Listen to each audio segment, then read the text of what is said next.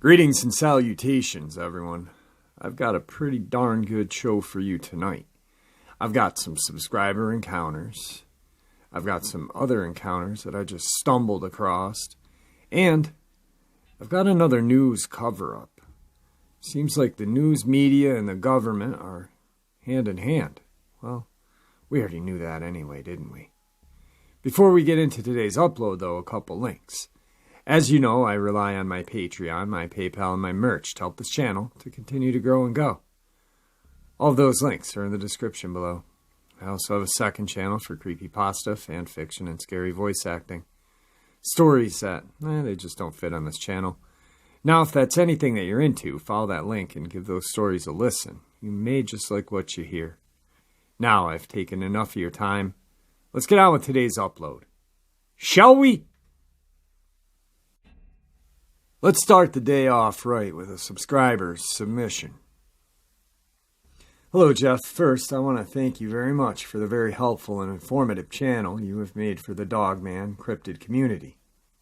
Thanks to many subscribers, I now can put into words what I saw. So, from October 2008 through the first of the summer of 2010 was a highly spiritual time for me. We lived outside of the city limits at the time in an old farmhouse. My usual route I took to work was a new interstate, I-555, to Jonesboro, Arkansas. I worked unusual hours at the time, and they changed slightly daily. The very early morning before my encounters, I was nearly in a major car pileup on the overpass due to freezing fog. It shook me up badly, and I even pulled over to the shoulder and called and woke my husband up because I needed his help to calm down. This is why the next early morning I chose to take an alternative route when I saw we had another freezing fog warning on the news. The best I can describe where it happened is go to the community of Painway, Arkansas, then find the old highway 463. When you do that, you can go to Street View on the map and go towards the town of Truman. Only go about 3 miles down, though, past a small community on a gravel road on your left. There will be a thick tree line on your right and fields on your left. So, as I was driving slowly and cautiously down 463, I saw up ahead a car with its hazard lights going in the opposite lane, since there really wasn't a shoulder. I immediately felt a sense of dread that increased as I got closer. I remember thinking, please don't step out in front of me asking for help. Not to be a mean person, but because I wouldn't feel safe stopping for strangers on that isolated road. When I got maybe 3 car lengths from the other car, I started seeing 2 dog legs running back and forth in the light from the flashers. It appeared to be scrambling, like it was trying to hide, but something definitely wasn't right. I started talking aloud to myself under my breath, saying, "Where's the other dog's legs? Why are they so huge?" Then, just as I got right up to the front of this car, this thing stepped out, all the way to the yellow line on the highway. It happened so fast, but I knew my unexpected fear I felt was correct, because this was a very huge werewolf right there. Freezing fog be damned. I stomped on the accelerator in pure panic, yelling to myself, "That was a werewolf! A freaking werewolf! No statum, there's no such thing, but there it was. Was it chasing someone? Was that why it was scrambling around?" Answering myself, I said, "No, you looked for any humans, and there wasn't any. Just a bleep bleep werewolf. This can't be happening." I don't remember getting to the interstate, only driving down it towards my job in a panic. I really wanted to stop somewhere and call my husband, but my body took over and kept going, gripping the steering wheel and had the accelerator pushed to the floor. It took a long while to get calmed down enough so nobody at work would notice and ask me about it, because there was no way I was telling anybody there about seeing a frickin' werewolf. Luckily, I only saw one person at work until after 8 a.m., and that was roughly 4 hours after the encounter, or sighting, or whatever it was. When it was running around the cars, I knew it moved too fast to be a dog, only on 2 legs. And when it stepped out right beside me, it stood straight up like a human, but with a wolf's head. I'd never heard of Dogman until I was searching real sightings of werewolves, and Jeff's channel came up. I clocked out of work at 9 a.m. since it was my shorter hour day, and I knew I had to go back down that road on the way home. It was still freezing cold, even though the sun was shining bright. I could see way before I got to the spot where the car with its hazard lights flashing that there was no sign of it. When I got to that area, I looked out in the field, and there it was. Roughly 20 car lengths away was a huge wolf. It was outrageously huge. Slowly, ever so slowly, walking on all 4s towards the opposite way. But then it turned its head back and looked right at me. Thanks to another subscriber of yours, Jeff, I can put this part into words. Its face looked at me in an animated way. Its eyes locked with mine, and I knew without a doubt it knew who I was.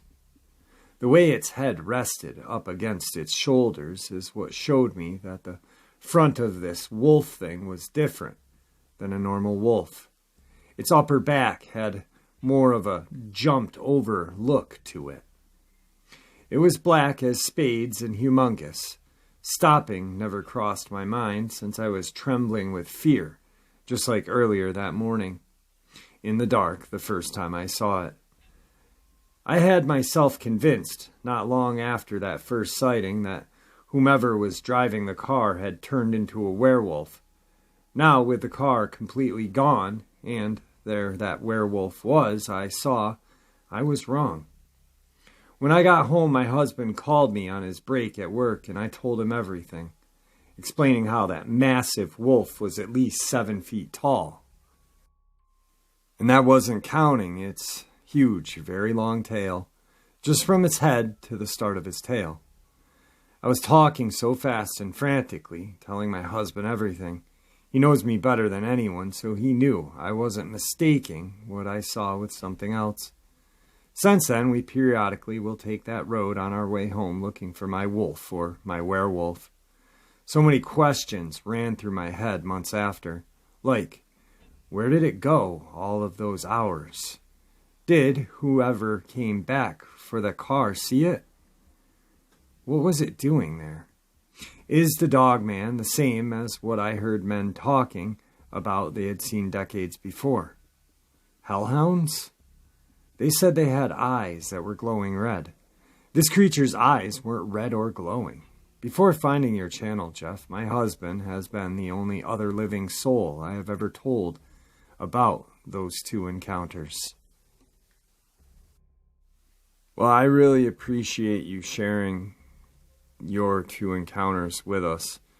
I know it's been a very traumatic time for you, and probably was hard reliving that encounters as you typed that out for me. I appreciate that.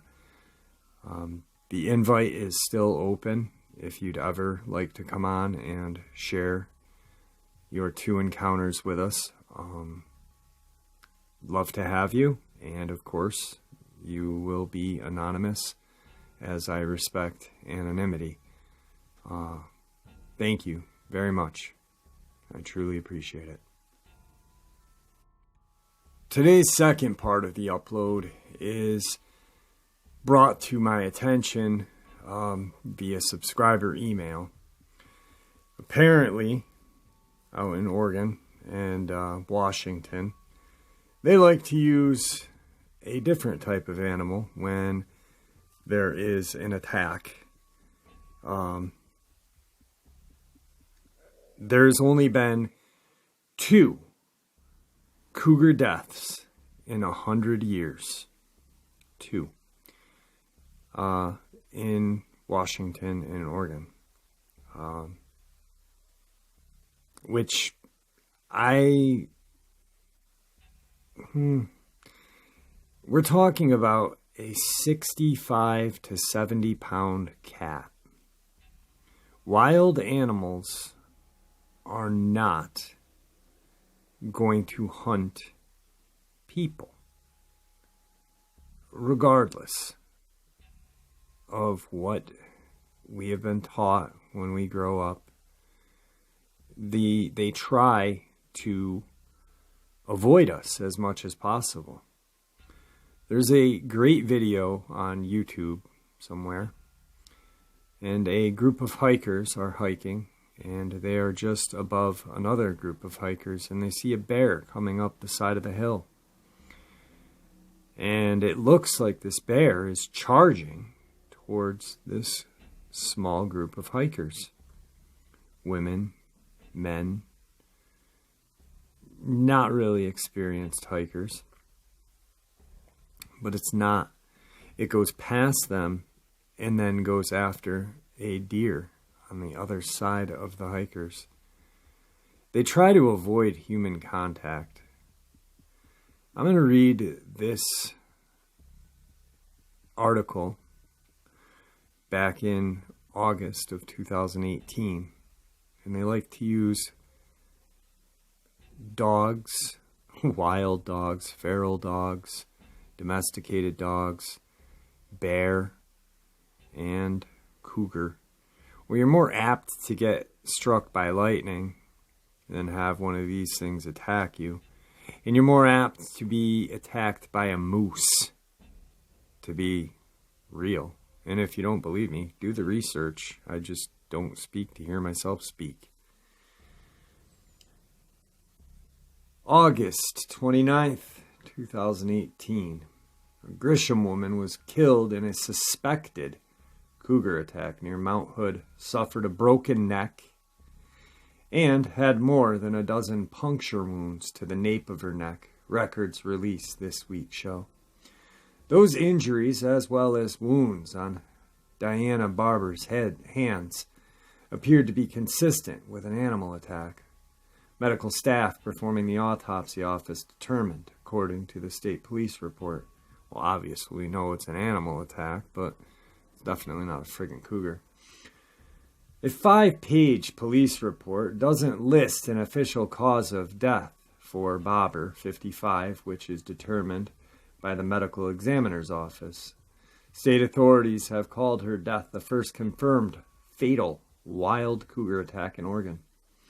Wildlife officials later shot and killed a female cougar they believed mauled Bobber, based on all the available evidence.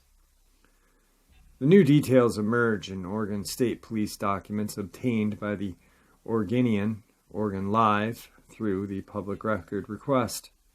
Searchers found Bobber, an avid outdoors woodsman, on September 10th in Mount Hood National Forest, 3 days after out-of-state relatives reported her missing. They said they hadn't heard from her since August 29th. Her body was discovered about 300 feet off of the Hunchback Trail and down a steep incline, the state police report shows. The area was about a mile from the Zigzag Ranger Station, where searchers first found Bobber's car. State officials said her wounds indicated a wild cougar was responsible. A hunt for a mountain lion began almost immediately.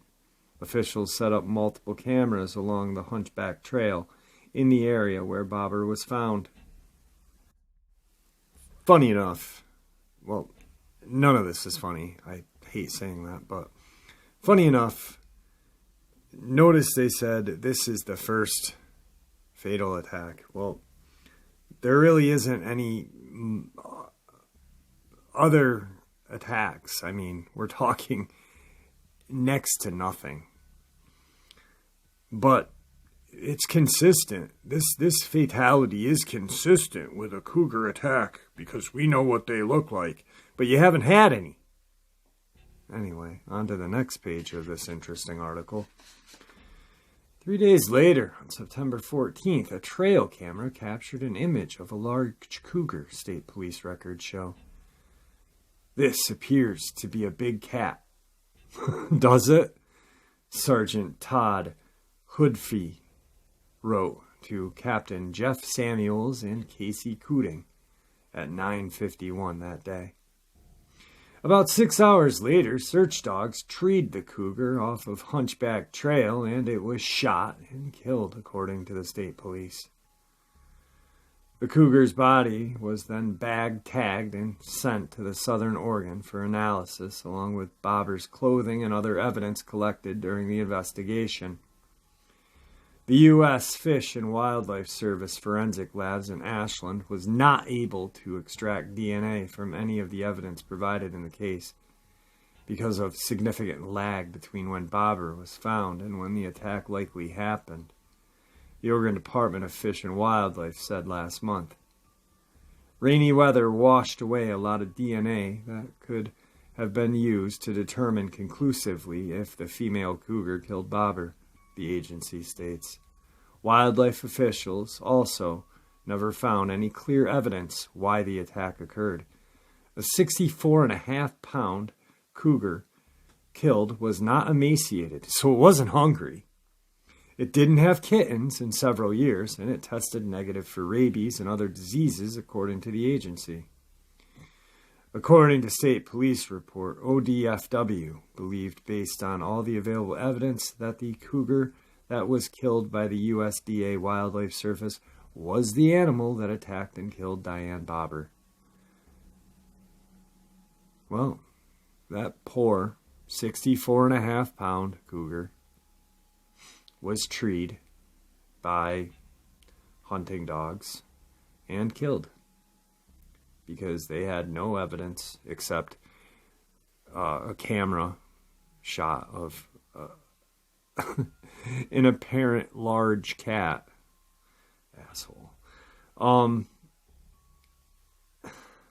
don't know. This really, the fact that the lady was killed drives me insane, but then the fact that the government covers it up and then kills an innocent animal because they don't know. They obviously said we have no evidence saying this cat, but we know it did, but we have no evidence.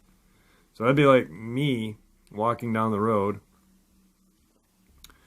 and getting pulled off the sidewalk, thrown in a police car, and saying, you killed this guy, we have no evidence, but you did it, because you did it. This just drives me nuts. And, I don't know. Crazy. There's another one that happened in Washington State just prior to that.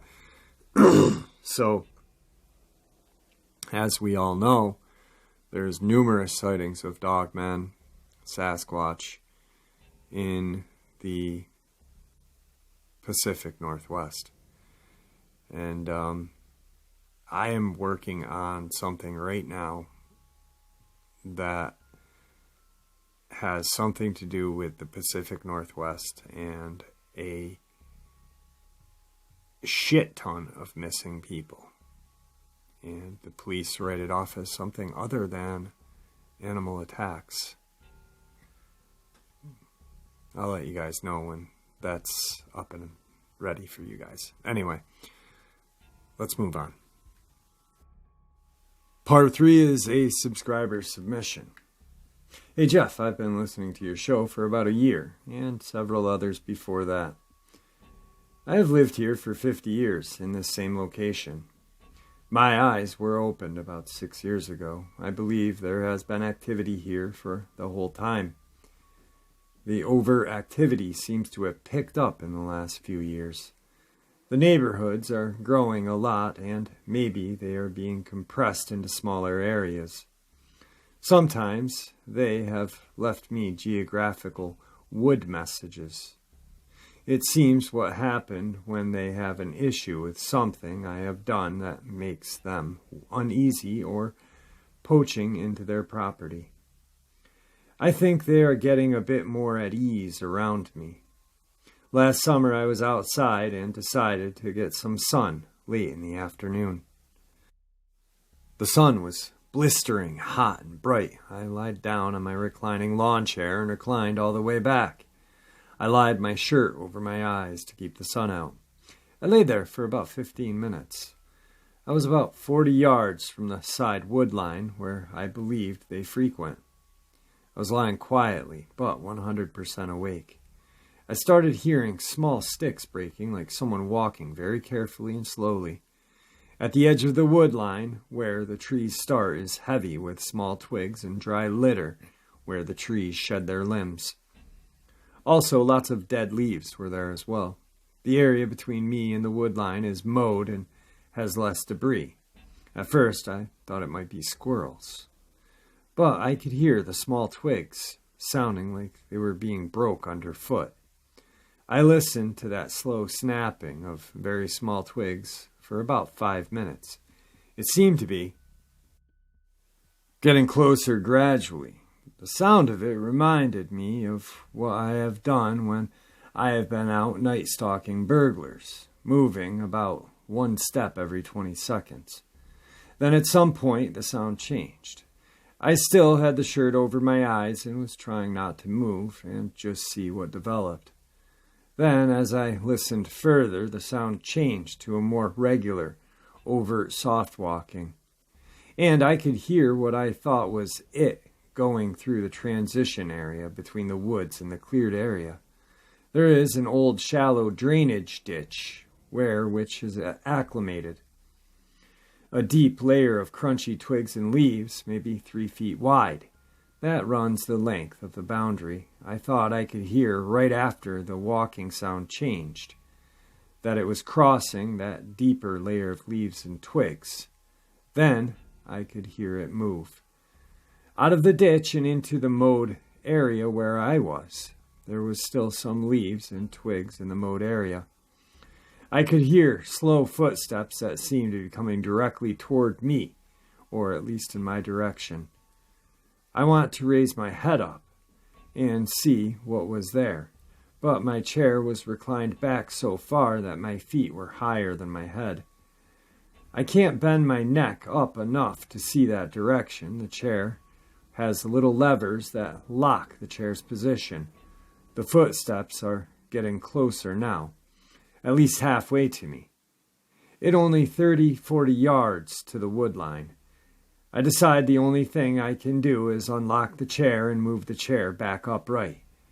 Can't do that quickly, though, so about when it sounds like it's maybe 20 feet away, I move the chair and rise up. When I do that, the footsteps stop, and there is nothing there to be seen.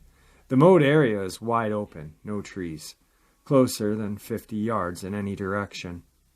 There was no sound after that and no sign of anything. It all almost seemed like something was trying to come over to where I was, sitting, walking as quiet as it could. But then, it could not be seen when I raised up and opened my eyes. What the heck do you make of it? Victor mentions seeing one evaporate in his scope when he was about to pull the trigger. Another interesting thing that happened a couple of months ago was out in the general area that afternoon. I was walking my dog on the leash, and the cat was walking with us as well. We all three play together often. It was a perfectly warm day. We got to the middle of the backfield in the middle of the mowed area, so I decided to sit down and soak up some sun. The dog was just investigating smells, and the cat was with me, and I was scratching its back. We sat there for 10 or 15 minutes, just relaxing and enjoying this perfect day. It was quite quiet then. Then, out of the blue, I hear a noise come from the woods. And it sounded like the noise came from maybe 20 feet into the wood line. The interesting part was what the noise was. It was a noise infant babies sometimes make when they blow air through their lips and make that slobbery motorboat noise. But in addition to that, there was also a humming tone with it that started high and went low as the air was blowing out and the lips doing the motorboat. This was just like I've seen babies do before they can talk and they want to make noise to interact. And this noise came from 20, 30 feet over in a 7 to 10 foot tall palmettos. I laid there for maybe 10 minutes more. Then the three of us got up and I walked by that area and talked to them. I said hello, as Cat Hansen suggested, and friend. But I didn't get any responses. I imagined that the tiny one may have been watching my dog and cat play and maybe wanted to participate. But the mommy must have been frightened that Junior made a noise and revealed their presence accidentally. I wanted to try to give an idea that I knew they were there and it was okay. I want them to feel not threatened. I expect that there was probably an alpha mate somewhere near on Overwatch. What do you make of the seemingly invisible one? P.S. I once saw a huge bright orb at the treetop level back in the late 70s in this very same wooded area. Well, my friend, I find that very fascinating. Your first part of the encounter definitely is creepy as hell. I mean, and something I've always thought, and with the Sasquatch, just an idea, I mean, yeah, I really honestly believe they are flesh and blood. I think that they have some sort of ability to maybe bend time or whatever, a fabric maybe between ours and theirs. I'm not really sure if I'm saying it right, but the noise they make, this noise that actually hits our insides, there's something to that, I think. I've always thought that. This powerful, when they make their noise and it hits a person in the chest and it's knocked people down. I'm surprised it hasn't given people heart attacks. But it's powerful. And there's something to that. But something I've always thought is that people could be running, tracking a Sasquatch, and it just it's doing its thing and running away, trying to evade, and all of a sudden it just goes behind a small pine or a small tree, and it's gone. Didn't go anywhere, it's just gone. So I've always kind of thought that they maybe an interdimensional, or just that enough to just go beyond the fabric of our reality. I don't know if that makes any sense, but it's just something that I kick around in my head a lot. Not so much with the Dogman. I don't know. But with the Sasquatch, yeah, I really think they have some sort of definite power to do that. I mean, they have, first, they're gigantic. They have that, they're very strong. And if they are the missing link, then where the hell did they go from then to now? Unless they just kind of just hid in that fabric of time and reality. I don't know. Maybe, there's those thoughts that people have that extraterrestrials came down and didn't breed with us, but created a genetic code with us, or with them and the monkey, to create something.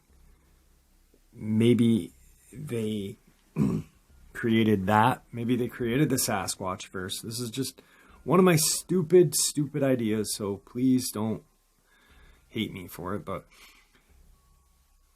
maybe the Sasquatch was not what they wanted. Maybe they achieved their goal was to create something different than a monkey, and them created the Sasquatch. But it wasn't what they wanted. Maybe we are what they wanted, and that's why that happened.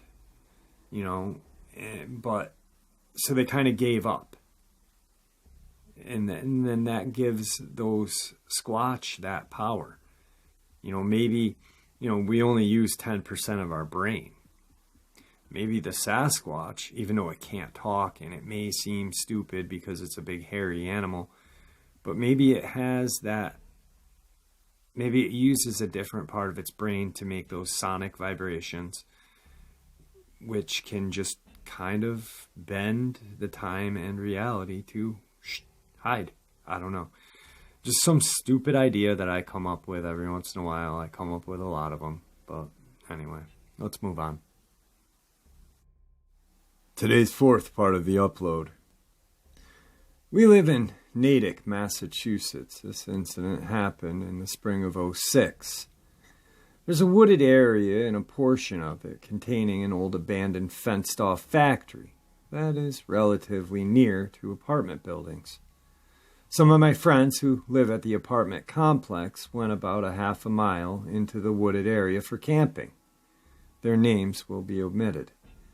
Now, before I go further, I must say that my area has experienced very weird sounds, although, in my opinion, they are very unwolf-like. They sound like a woman screaming crossed with long dog barks. A very indescribable and terrible sound. They come from various directions, though usually from the apartment area. Much of the camping trip went normal for them. However, about dusk they noticed the cry from off in the distance. They set up their tent and lights, etc., and got into their tents. One of them had to get out in the midst of the night to relieve themselves, but she went outside. She got an overpowering sensation of being watched. She returned inside and roused her boyfriend to come out with her. When they got out, he also felt that sensation, but at the time said he didn't mention it in order to comfort her. As she was going, her boyfriend swears he saw something walk away from the campsite. He could see it through the brush to the right of the trees where she was, a large, approximately 6.5 to 7 feet, man-shaped figure covered in grayish fur, sporting a wolf-like feature, a bushy tail swaying behind it. He was shocked and ran into the tent, leaving his girlfriend, who came running in moments later after hearing the rustling of the creature. Throughout the night, they and the others who awoke during the commotion stayed awake, continuously thinking they heard the cry in the distance. They never encountered it again, but left promptly in that morning. Today's fifth encounter, Taylor County, Texas. I was a truck driver at the time for a huge retail chain. I was driving down Highway 287 between Chester and Woodville at about 1 or 2 in the morning. There was no traffic, so I had my high beams on. Then I saw this thing standing along the side of the road. It was huge, covered in dark fur. And it just walked on 2 legs across 287 in 3 steps. Now that highway is about 25 feet wide. As it crossed, it looked at the truck, and its eyes reflected in the light, like most animals, but the color was not like any I had ever seen before. Once it got across the road, it stopped, looked in the other direction, and then just slipped off into the woods. I was about even with it as it got to the edge of the tree line. It just kept going until I lost sight of it. It was tall, approximately 7 feet tall, covered in dark brown or black hair, with odd-colored eye shine. This is the first time I've said anything about this to anyone except my wife and my 2 daughters. Today's 6th part of the upload, Bryan County, Oklahoma. I was sleeping and it woke me up. It was screaming so loud I thought I was dreaming. I pinched myself. When I realized that this was for real, it took me about 7 minutes before I could move. I was in shock. It ran around the house 5 times before I could move. That is when I woke my mom up. You could hear it running around the house. It would scream so loud it hurt your ears. I woke my mom up. Today's next encounter in Bryan County, Oklahoma. I was sleeping and it woke me up. I was screaming so loud I thought I was dreaming. I pinched myself. When I realized that this was for real, it took me about 7 minutes before I could move. I was in shock. It ran around our house 5 times before I could move. That's when I woke my mom up. You could hear it running around the house. It would scream so loud it hurt your ears. I woke my mom up to let her hear this scream, and she panicked and knocked all the pitchers off the table. We had 2 German shepherds. One would bite. We looked outside, and the 2 dogs were about 25 feet from the house, barking like they were very scared of whatever it was against the side of the house. We called the police, and all they did was shine the spotlight on the barns, and they left. We concluded that they probably had other reports of this, and they were like us. They didn't want to see it. Well, there you guys go. 6, maybe 7, no, 6 encounters. I hope you guys enjoyed these. I did. There's some days that I ramble off into the mic and I apologize for it. Like when I was explaining or talking about my ideas of when the Sasquatch appear and disappear. I know that's not why you came to the channel, to hear me spewing my thoughts, but I apologize. Sometimes I just need to.